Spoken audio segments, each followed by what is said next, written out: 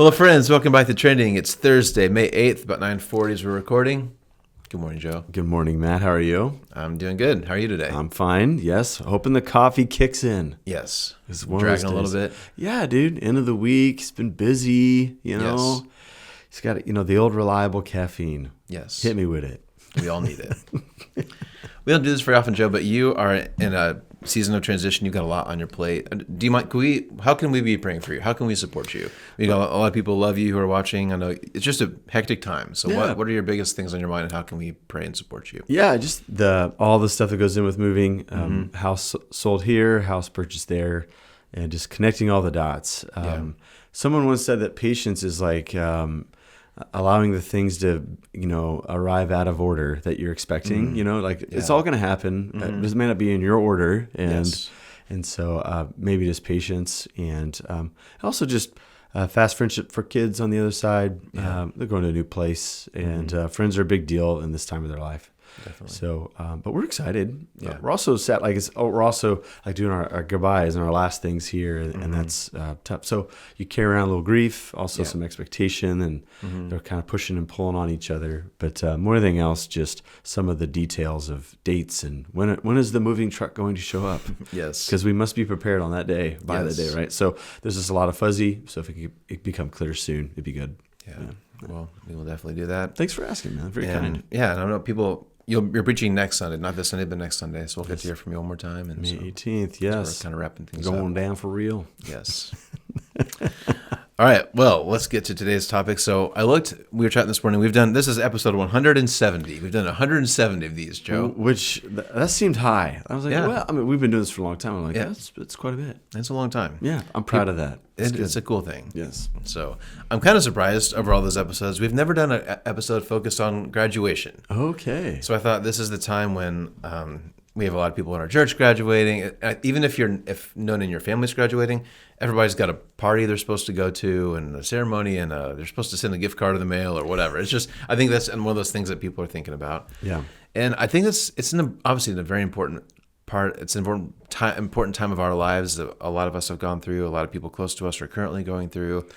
Time of transition again. There's kind of a lot of symbolism in whether you're graduating from high school or college, like taking that next step. It's just a big time, big transition in people's lives. So I'm kind of surprised we haven't talked about it yet. So let's talk about it today. Let's do it. So there's a lot of different ways we could go.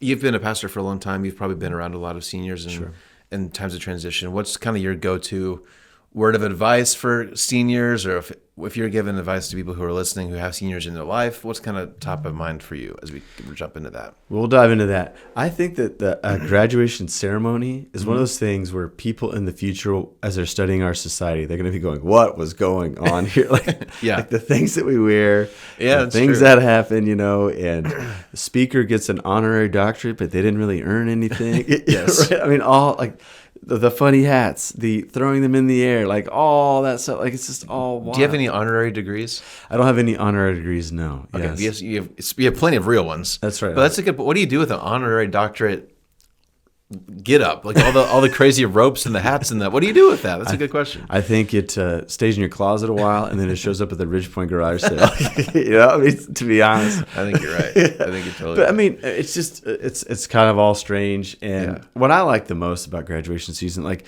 you get clips of speeches that are either really funny or insightful. Those are very cool. I think it's one of the hardest speeches to make because you have to say something pretty insightful, sentimental, funny. Nobody knows who you really are. Yeah. And you got like 5 minutes. It's like a kind of a public speaker's boot camp, to kind of get through all that. But then like you have all these kids doing funny stuff, like somebody does the worm, or they do like a WWE move with one of their friends after they get their diploma, So it's kind of an interesting ceremony. Next week, I'm going to LA to see my sister graduate from USC. Yeah. So it'll be kind of cool to see what they do in their neck of the woods, some of their unique things. But I think it's an important moment for people, particularly like as you get toward high school graduation. I don't know about you, but like that seemed to be the biggest deal in whatever academic career I might have had. It's like it's like your first one. And you probably have attended a few in the past, Yeah. But now it's like you, and it's like all your friends, and like all these like wonderful memories rushing in. It is an achievement. It's probably like the weight of what you've just done is maybe you don't reckon with it in the moment, but you kind of look back on it with fondness.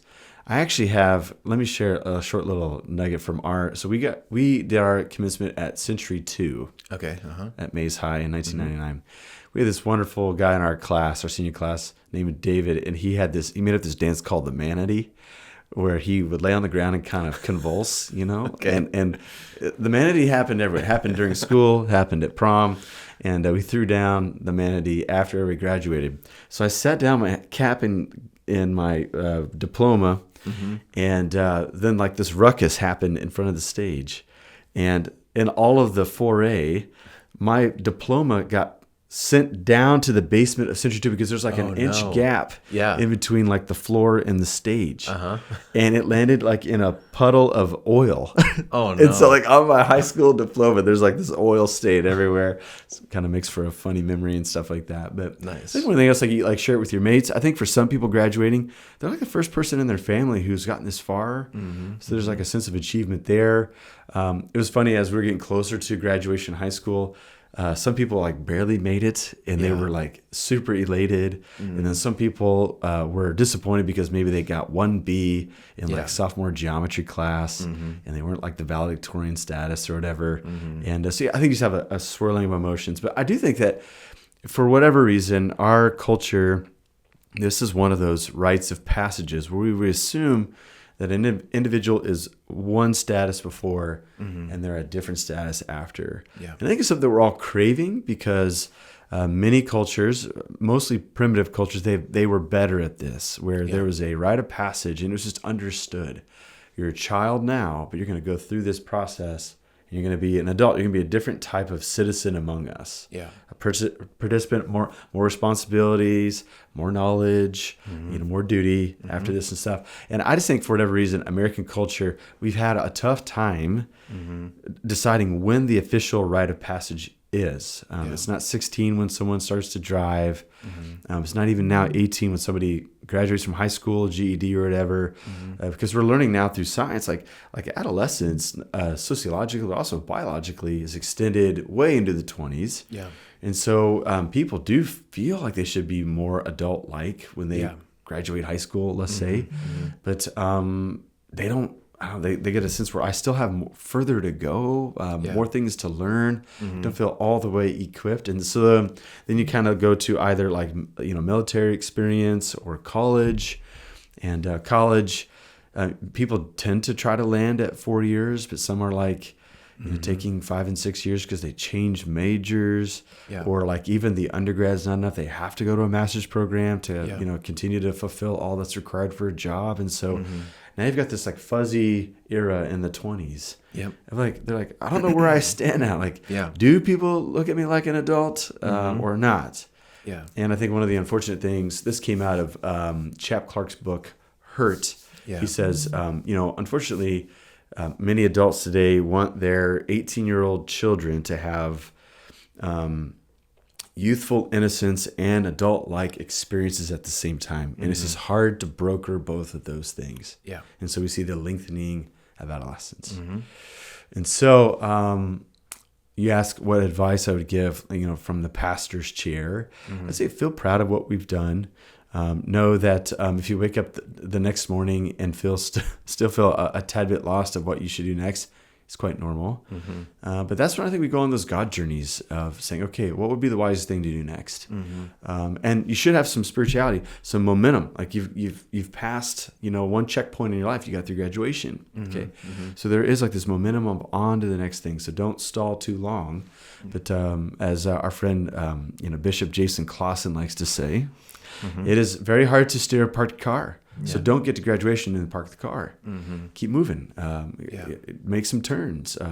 Get in a new direction so you can keep on adding to your life as you continue to discern the call of God that's on your life. One thing I've noticed over the past decade or so, because I felt this when I was in school, but I think it's way more intense now. And I found myself doing this, which I try not to do this, but sometimes I just do it by accident. When there's a high school kid who gets to junior year, 14, 15-year-old kid or maybe, I guess maybe 15, 16, 17, whatever. But people already start to ask, what are you going to do next? Yeah. Like, again, these are kids. Yeah. And we're already asking them, like, what's your plan after high school? And where are you going to go to school? What are you going to be majoring? What trajectory are you going to choose for yourself? Yeah. On these kids, you know? And even when you're a little bit older in college, that's the first question people ask you is, what's your major? And then what are you going to do with this? Like, there's I think we just put a lot of pressure on young people to have really their whole life figured out way earlier than it's realistic for them to have any of that figured out. And some will have it. Like, some will have it, and that's a gift. It also could be a burden because let's say you settled the fact that you're going to be a doctor when you're 15 years old. And that's nice because you can pick like a good pre-med program, start like doing the MCAT, tests, get into med school. But what if you like kind of get to the end of that and you're like, man, I don't know if I really thought this through, and I got to the end of the line here and I'd rather do something else. Yeah. But now you're like the sunk cost fallacy. Too late to change. Like, you're like, no, I've got to ride this, train all the way to the end now, which maybe along the way you grow into it. It feels more suitable, all that stuff. And so, it's just a chaotic time of life. Yeah. And so I think there needs to be some grace extended both ways.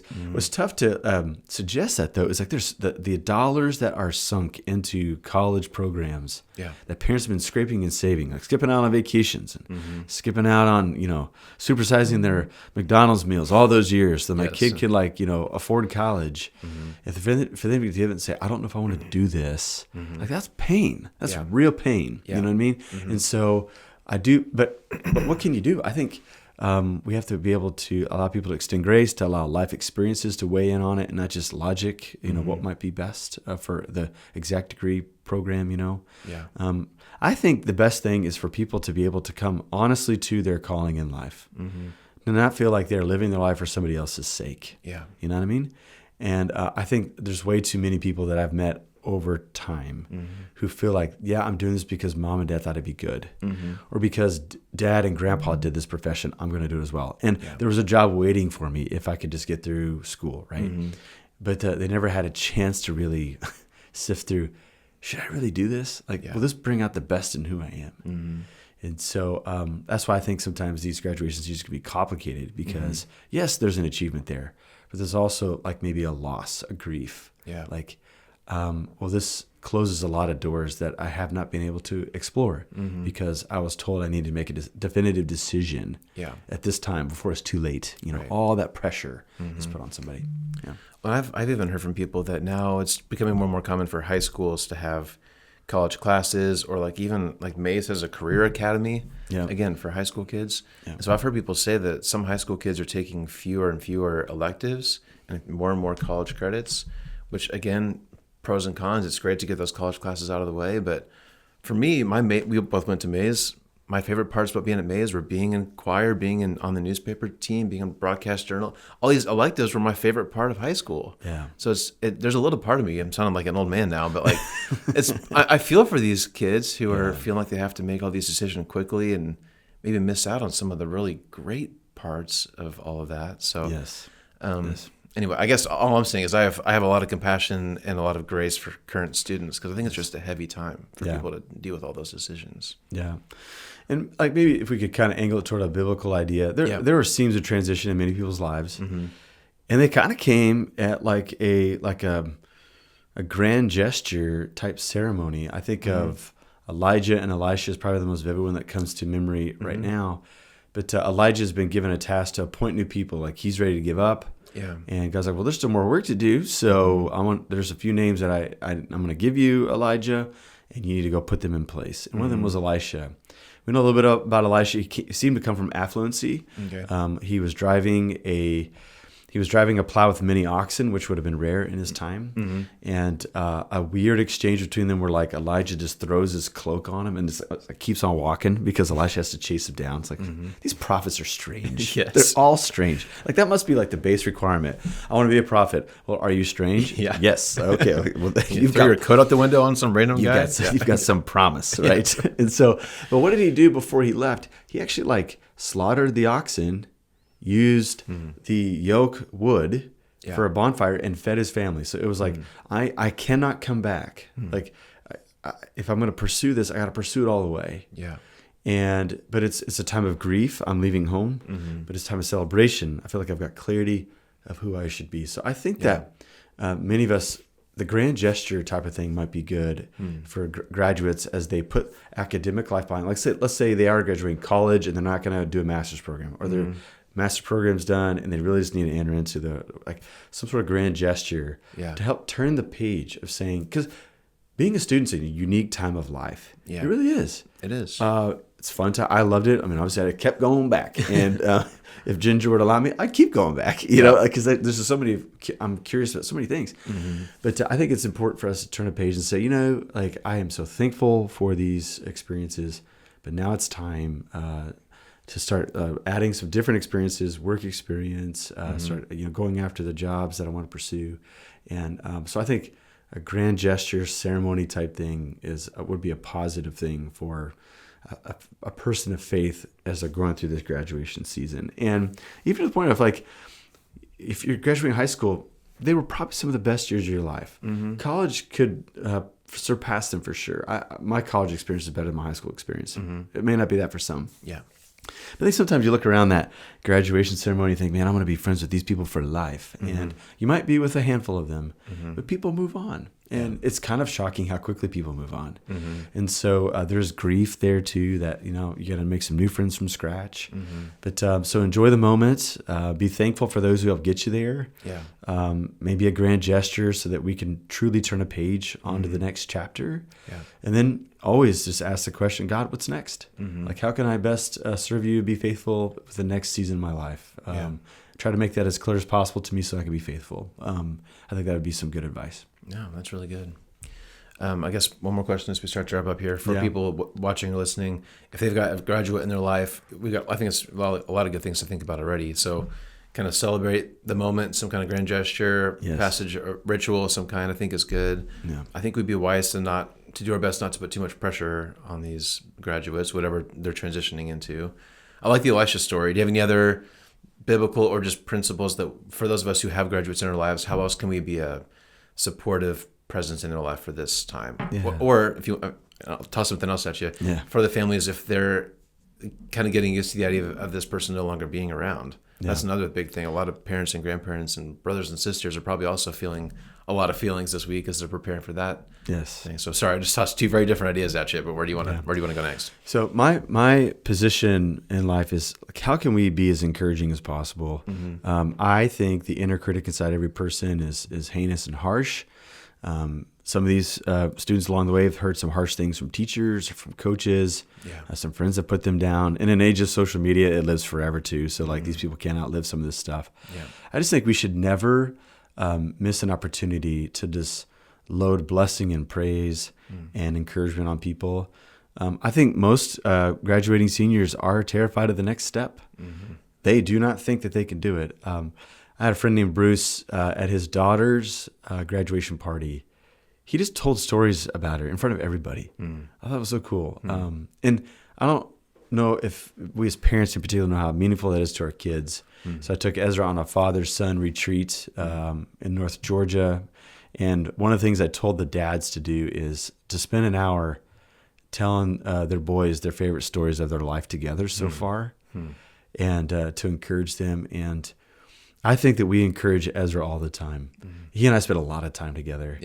And it was neat. We were just in our room together, and like he was kind of speechless for a while. And he just said, it's just so encouraging to hear this from my dad.